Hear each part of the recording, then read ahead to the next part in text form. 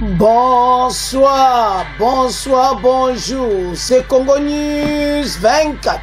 Bande Konanga, comme toujours avant de commencer notre émission, nous disons merci à Dieu. Nous disons merci à nos chers abonnés et téléspectateurs qui nous suivent partout dans le monde et en RDC. Bande Konanga, soyez les bienvenus. À la une, chers téléspectateurs, corruption. IGF et ministre de la Justice, Mutombo à la Cour constitutionnelle. Boyo Kabandeko, Makambo Tuzo Leka, O Alingeta Zokanga Batu. Alors, ministre de la Justice, Azo Sale Lokoti. Justice est comme un problème. Alingete a même dossier et pas ya président de la Cour constitutionnelle. O Balubake si et Yindi, entre Alingete et ministre de la Justice. Alors, bande Konangai, tu développes une émission. Deuxième point, chez téléspectateurs, Boyo Kabandeko, Oye Salamina dossier biselele à la prison de Makala. Bandeko Zasomo, Boyoka, peut tu développer une émission. Bandeko émission bandi. Et commettant sur l'ensemble la situation politique en RDC. On va commencer cette émission Bandeko. Dossier entre inspecteur général des finances, Alingete, et ministre de la Justice. Bandeko dossier à mon nene to pesi ba Congolais raison. Et maintenant Alingete a moni moïté. A que mon a présent à Cour constitutionnelle. Abimboge go tambola boyete. Justice ko tambola boyete makambo eza minene nazomona tende ministre ya justice oyo akoumela na poste oyo donc ezomona lokola départ ne kalati alingeta tuba dossier nyonso likola mesa alobi banda to banda musala oyo bato yaza kokanga na patrouille financière bazosala banquette wana nyonso justice asala keloko te ou bien justice akangi mutu après atiki liberté provisoire bandeko makambo eza minene. Il y a des enquêtes bakanga bato ebele alingete azui dossier apesi on a justice azosala eloko te. Alors ministre de justice en tout cas est commettant kaka Atika. Tout ce qui est dans le gouvernement, c'est qu'on va répéter, mais tout ce comprendre. Ce qui est l'ingéte qui est funda mutu. Elle est grave. Nazo mon attendé na kubika. À l'ingéte de la présidence, à qui qu'on l'a président à la Cour constitutionnelle, et ça ne va pas. Et boulot na yen nenga linga qui est tambola. Et zo tambola bongote. Abibis non ça la patrouille financière mbongo zo kota bena na kesa leta. Mais bateau to kangi ba dossier en ba enquête nyonso tout ça. Justice a joba dossier pembeni. Mama Mutombo. Et comme étant hôtel ma pona ba dossier oyo. Bandeko et bandikala. Comment on arrête quelqu'un après mise à liberté provisoire? Justice ezaya kokufa. Justice c'est comme il y a un problème sérieux et critique nyonso qui pa mokonzi mboka. Wapi état de droit? État de droit kufi. Alors, maintenant, président à la Cour constitutionnelle a droit de décision. Alors, magistrat suprême comité oyo makambo komi na maboko ya Cour constitutionnelle. Boko yo kabandeko alingeta lobi mabe. Donc nazomona te ministre de justice oyo soki akoumela wana. Ba Congolais baza ba témoin. Botanga ba commentaire. Combien de fois va passer message bakangi mutu ba juye liberté provisoire batiki? soki alingeta akokaka kofunda ministre ya justice adi makambo eza mobulu ke justice ezotambola malamu te bankete nyonso ye asala badossier nyonso ye asala bato baza persécuté te balandi bango te il fallait kokanga bango kotia bango na prison et d'autres dossiers bazwi mutu bakangi batike. Donnons un exemple. Eza na badossier ebele batambwe mwamba bato ebele bambongo bato ebele justice bapesi dossier ti lelo lo bato babungi na maona circulation mais alingeta akangi mutu na berreur financier na détournement. Alobi bien que la corruption et le détournement, ces dossiers n'ont jamais été traités par la justice na ndenge moko oyo ba Congolais baza kozela. Ce qui est grave, ce qui est comme alingeta ya kofunda yo ministre de justice et kosukela ndenge nini. Quel avenir la justice a RDC? Pourquoi cette justice est bani kola la pongi? Tango bakanga ki kameri Mamu tomba zalaka te. Tango mamu tomba koti makamulali. Pour ministre de justice sobatikae, il y a un problème. Totanga.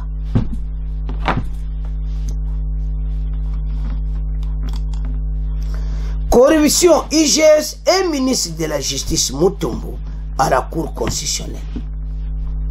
Depuis l'accession du Félix Tshisekedi à la magistrature suprême, l'inspection générale des finances abat un travail énorme dans l'amélioration de la gouvernance économique en RDC. Banda Facha Koti Bokonzi, Alingeta Sali travail moko énorme ndenge totangi. À la suite de sa redynamisation à sa tête, Gilles Alingeti, l'IGF a mené des enquêtes sur différents projets lancés à RDC sans résultat palpable. Ces enquêtes sont révélées plusieurs faits de corruption et de détournement des deniers publics par les dirigeants du pays. Malgré ces différentes révélations, le travail de l'IGF ne fait pas toujours accompagné par la justice, qui jusque-là n'arrive pas encore à ouvrir les enquêtes et sanctionner ces différents gestionnaires de la chose publique impliqués dans le détournement et corruption. Alingeta levito kotambola boete. Comme ministre de la justice, ba dossier nyonso tokangi bato en enquête, ba juge bazo samsa batute, bazo sala ba enquête. Alors, ministre de la Justice, il faut allumer. Makambo eza minene. Ba Congolais ba kozala d'accord nanga et ministre de la Justice a qui reposer démission na. Botanga très bien, Lingeta le travail de l'IGF ne fait pas toujours accompagné par la justice. Qui n'arrive même pas à mener des enquêtes contre ces gestionnaires. Bato ba iba kimbongo ba dollar et desi mais mamu tombatika kolanda bangoti. Avançons. C'est dans cette optique que Gilles Alingeta, inspecteur général des finances, chef de service, est allé à la rencontre de Dieudonné Kamuleta Badibanga, président du Conseil supérieur de la magistrature et le président de la Cour suprême, la Cour constitutionnelle, pour solliciter son implication en vue de rétablir l'État dans ses droits. Alors, Alingeta a quelque moins un président Cour constitutionnelle pour une implication personnelle là pour bateau bakangiti le dossiers à traiter. Nos dossiers finissent toujours entre les mains des autorités judiciaires, dont nous sommes obligés de venir à tout moment solliciter leur implication, leur accompagnement pour que la lutte contre la corruption et le détournement des deniers publics puisse faire des avancées significatives dans notre pays. a déclaré Gilles Alinguete devant la presse à l'issue de l'entretien du mardi 16. Entretien ya salaki mardi Bolanda. Makamoza Minene, de son côté, Dieudonné Kamuleta a rassuré quant à son implication dans le suivi des dossiers. Ministre à Cour constitutionnelle, président à Cour constitutionnelle, le Kolanda va dossier wana, parce que ça possibilité, ou ils ont salama na niveau de justice. Ah, Nzambi. Aujourd'hui, c'était beaucoup plus question du bureau du Conseil supérieur que de la magistrature puisse investir d'accompagner et d'assurer un suivi efficient de tous ces dossiers, a indiqué Dieudonné Kamuleta. Et pour aller comme étant yalla dans le dossier wana nyonso ezali sous normalité batu ba dossier kende karaboye les gens bakangi bangote eza mabe bandeko zo sala mawa comme il vient de le dire bandeko eza passe alobi awa nos dossiers finissent toujours entre les mains des autorités judiciaires, dont nous sommes obligés de venir à tout moment solliciter leur implication, leur accompagnement pour que la lutte contre la corruption et le détournement des deniers publics puisse faire des avancées significatives dans notre pays, a déclaré Gilles Alinguete devant la presse à l'issue de l'entretien du mardi 16 mai 2023. Koutaraki la ministre na président Cour constitutionnelle à Keko Funda Justice.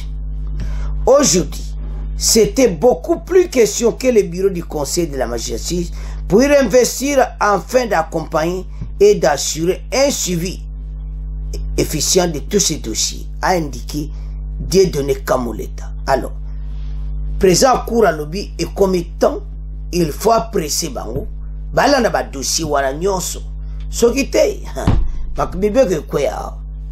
J'ai eu moi-même à lui rassurer que tout sera fait pour que tous ces dossiers qui arrivent soient menés à bon port, et c'est pour cela que nous avons inauguré une autre phase, parce que les dossiers qui venaient avant ne nous mettent pas en copie, mais depuis hier, les dossiers qui arrivent nous sont mis en copie. Ça facilite la tâche pour ce suivi-là, jusqu'à faire sorte que les magistrats pour que la population puisse avoir confiance dans la justice et la justice faire son travail à tenement. Bandeko makambo yo Dieudonné Kamuleta lobby o azali président Cour constitutionnelle lobby banda lelo. Il faut bango bazaka copie nyonso ya oyo banquette oyo sama na justice. Il faut bâtir de la banque copie et ça me bekwasika. Il faut directement copier que la Cour constitutionnelle que tous autres traités dossier boy et puis ba senga lingete kaso ko asali apesi dossier panayi. Osoma plan maman pena kangani parce que maintenant président Cour a mena joga papier pa lingete même moment na bino. Problème ni bozo dépadre te. Makambo za minene. Alors tout développer. Chers téléspectateurs, Obalobake Yindi, situation est grave. Alinguete devant la Cour constitutionnelle. À Keko Funda Justice. Le ministre de la Justice a un dossier. Président Cour constitutionnelle, il y a Alinguete Boui. Soko pesi bango copie, pesanga pe copie. Toyeba. Et pas wapi mbeba ezali wana place oyo naba juge parce que problème na biso mingi e uta na motu na ministre de justice abo état de droit nyonso ekufi o fati ayela kibiso elenge ya justice eza soutien na mboka na biso olwa ba otika na bango ah donc sota ba commentaire tala journalistique kana bazotiki karate ah bakoti donc justice est comme un problème sérieux bakonzi bo partager soki alingeta ke kofunda ministre ya justice bo partager ça dit ministre de la justice, ça a un problème. Et puis, il y a la conférence de presse. Alors, le dossier ne soit pas ça la justice, balandakati. C'est que le juge ne va pas la moussala. Et comme étant, bon, bazala qui tombe, parce que le dossier tire le loi bien. Et puis, il est mise à liberté provisoire. Tout le temps, ça m'a beaucoup boui. Bandeko makambo eza minene awa. So otala dossier au lobby nzambe mboke kufi. Donc ministre de la justice makambo tu oyo alingeta pesa kuna. Donc ba juge wana ba dossier balandaka te. Mais bato bana ko continuer ko yiba. Et puis boula lingeta il fallait mona na lisuko leka makasi à partir wana. Les dossiers ne sont pas traités. Bandeko ça passe dans mon thème. Alors, à quel moment on présent la Cour constitutionnelle, maintenant tout ça va sortir un ministre de la justice et maintenant présent la Cour constitutionnelle, il s'alingete, bon peut ça soit opinion so, il y a enquête au botika na justice. Comme ça, ba yeba, mbeba ezouta wapi. L'état de droit, il faut zonga. Maintenant, zo mona te ministre de la justice il faut longo. Batia musu. Alors, c'est à ce point, premier point, deuxième point. Chers téléspectateurs, comme un point à Bissou, il y a Fortina Bisselili, ex-conseiller privé à chef de l'État, au Azana prison Yamakala. Dossier na Yebandeko, Makamo Zaminene. Ba avocat na yi, ba commencer la même intervention, il y a chef de l'État. Dossier Bisseleli, et un dossier moko ya haute trahison ya pays. Oyo kaka, ya ba usage de faux, ya kokosa mokonzi mboka. Ba mensonge oya sali pas chef de l'État. Oyo a confié ma camion soit chef de l'État pas président rwandais. Tata oyo azana problème.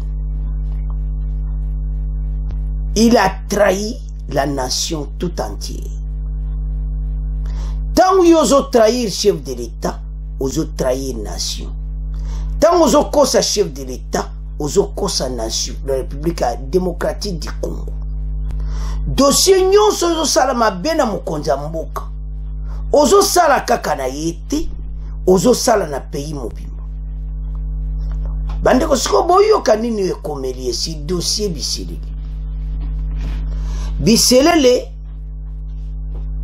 a coopération de mokonza prison.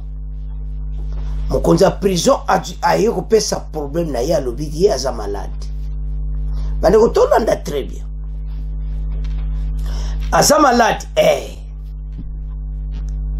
le col comme pas mon compte à prison, c'est qui est sérieux. Pour kaka ba avocat mais mon compte à prison pas l'eau. Alors, bah tu Bisseleli à l'hôpital, oh, wow. Bande kotonan. Arrivé à l'hôpital, bah traité. On n'a pas précisé bah jour bona salaki. Docteur Amoni ça va. Bazongsie na makala. Bavoka bagangi. Comment bazouye bakotie na camion bambamo bazongsie na makala. Boule na bango. Et ça là qui a liberté provisoire. Dossier Bisseleli les a dossier à haut niveau. Et ça va dossier pamba ti. Ba relation na président rwandais ezaki révélé. Ba révélation na yi na oaza conseil ya sécurité ya Kaberebe oya Kagame eyebani. E makamune nyonso na ndenga teki mboka na Rwanda eyebani. Haute trahison. Mutabwe tozomona tende na kobima na prison. Kama kamtolo bana premier point justice botsala musala kitoko. Botia batu na prison bavanda kuna botika ba liberté provisoire. mais le col a lingé a révessé bango na ndimité. Bon, on les a premier. Alors, tous on a un dossier à Bisilili. Un conseiller privé chef de l'État bande koza muta osakana terre. Mutu oazo PC conseil privé. Mokonzi alinga sala boye si mokonzi te bongo te ezaboui. Mokonzi pa yoki. Entre-temps, la personne asana ba boule musuna mutu ya kutrahir mboka et pas ya président Rwanda. Ba dossier ba zwaki les leçons biba na poisson. Bande ko ça fait mal tant on a zo mona bataboui. Parce que tu faut pas se vendre à la prison. Naba makambo ba conseil nyoso mabe opesi mokonza mboka.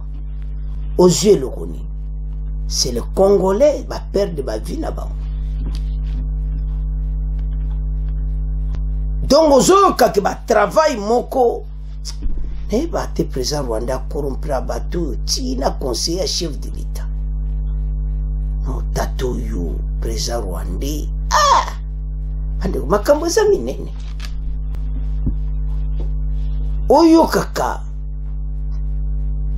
makambo donc oyo kamboka ezaki en danger.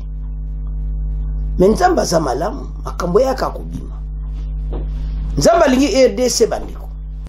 Dossier Fortuna Bisilili ezali dossier moko très grave. Et qu'on détruire penamboka. Il est à makala, le kola ba zonxie mbala mona makala ba avocat ne batsiliki. Ba komena ko singa l'implication à Fachi. Ah Nzambe.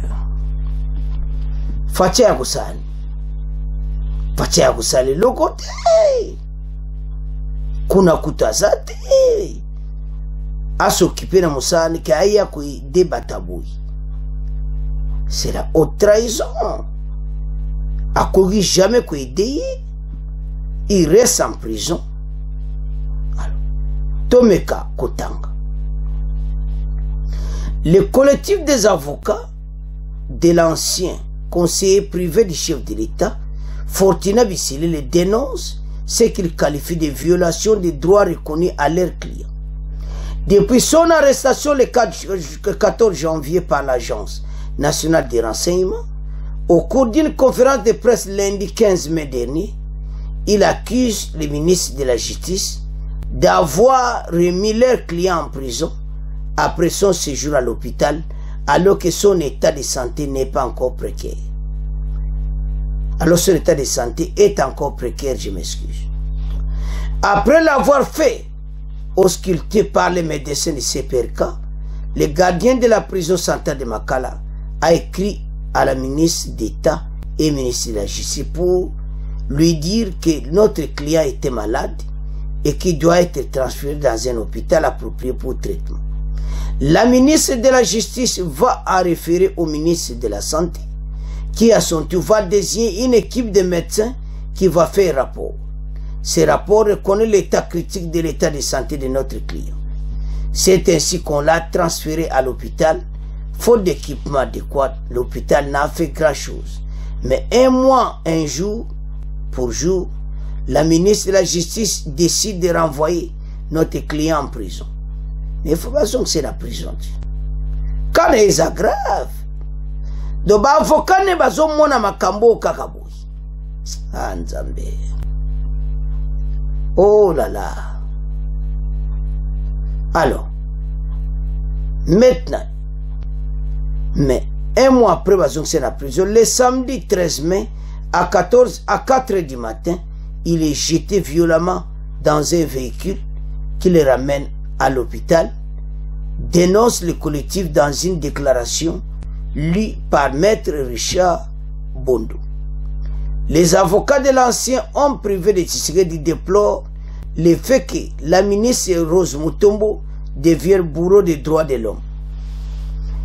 Ozo benge kutu bourreau des droits de l'homme, mais awa kutu ba Congolais bazolinga ya longo. Yozo talaka kana yo. Yepe a comme une pression. A opérer liberté provisoire. Les avocats de l'ancien homme privé Tshisekedi. Balobi boui.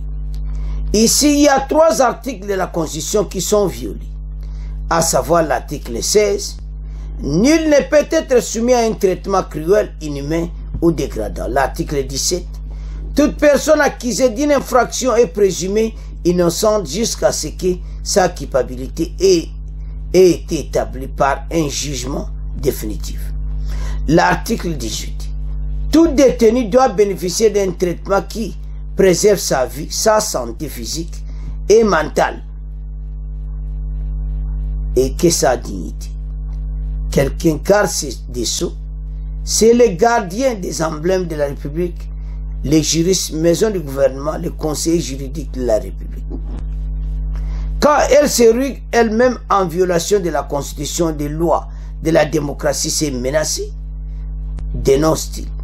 Il sollicite l'implication du chef de l'État, Félix Tshisekedi. Il faut faire respecter l'État des droits, car aucune procédure juridique ne peut justifier le sort quand il veut subir. Balobi bango ba avocat ne ba osenga implication à chef de l'État. Akamuza minene. Tata oyo a détruire penza mboka na biso. Mawa nazo ebate so président rwandais apesa bino mbongo combien pour trahir mboka à ce moment. Oh bandeko. Et puis na moment ka ya agression rwandaise makamuna yekobima vanda ka kuna andibite yo komona libanda avançons. Bandeko sali pasi na motema ba avocat na ye bazomona makambango facile alors que c'est makambo très difficile parce qu'il a trahi le pays. Oh trahison. Sokozotala ba dossier otalo lobino. Fortuna zo mérité tumba makasi. Atika ne kutu ba avocat na biye kutu botika na bino passe ba opesa ti. Pesa dessus. Na ba comportement, na façon tout ezoleka. Et so pesa mao. Il est temps au balobaka dégage. Avant d'akaka na prison. Trahir mboka na ndenge ya mabe. Je ne sais pas si le président rwandais a payé ça combien de millions de dollars. J'en suis sûr pas comme ça. Pour le président rwandais na bambongo wana ko pesa bango ibele bongo te. Na yebite. Comment tous ces milliards kaboui? Conseiller à chef de l'État. Ozako kene koteka mboka. Omoni jusque au président Rwanda mona biso na valerte. Pona batlo ko ba fortuna biselele. Vous êtes conseiller à chef de l'État, mais vous trahir mboka pas président mususu. O trahir na makamunyo so ba peso kene ko so en tant que conseiller privé. Yo sala makamususu. Ozolo wa makamususu. Donc oyo ka kotie na pays en déroute. Ba Congolais, makambo ebele to mona RDC. Ba conseiller mokonzi baza osamu sama la muti. La preuve n'est que dossier oya fortuna biselele tabakanga ki na ba dossier rwandais. Donc non, ce n'est pas possible. Maintenant ba avocat na ye balobi ke ba c'est injustice ye il fallait ça la can hôpital pour ba juer parti hôpital azonga na makala. Dossier ne so pesa même batunyo so kanda kaka maamu tombo to so critiquer tanda zo salai abia ko bimate ministre de justice a zongse na makala na 4h du matin le musuba alingaki akima. Pourquoi mutu fo zongse na makala na 4h du matin? C'est aussi un exemple qu'il y avait un dossier flou. Alors bandeko voilà dossier tozana yoza conseiller mokonzi bandeko lemo ba congolais tomi pesa ka valeur ba anti valeur baliki pays bozo sisa lukuma mboka ba mona yo pena conseiller privé mokonza mboka ozo qui trahir président de la République. Mais na lera ba Mobutu yoza mutu kubika te. Na lera Mobutu aozala te. Un président dictateur, et c'est lui. Mais bon, c'est pelato comme la démocratie. Makambo ipelo bazo supporter, il fallait même pas. Biselele pona biso en tout cas bandeko nyonso. Avant dans la prison. Il a trahi pays, c'est pas président rwandais. Makambo ya osola na fachi, asola na président rwandais. Makanke na ba contact ba rwandais tout ça. Mais nani un conseiller privé chef de l'État. Olokaka ex, je m'excuse, ex-conseiller. Pas ça, c'est à Longo. Il est à Makala. Bon comprendre quelqu'un qui a été transféré à l'hôpital et à 4 h du matin, bazong simbango na Makala. Vous savez qu'il y avait un dossier flou. Parce que Oluka soki ba gêne ni liberté provisoire en gobo Oluka ba ticket so non, ça ne se fera pas. Asana dossier ko tikala na Makala. Makamuna examinene ba ko revoir. Alors, bandi konanga, c'est à ce point comment clôturer mission na biso. Bon continuer ko s'abonner massivement, bon partager bandi ko dossier oyo ya Fortuna biselele oazaki ekruya mokonzi bon partager. Au revoir, à la prochaine.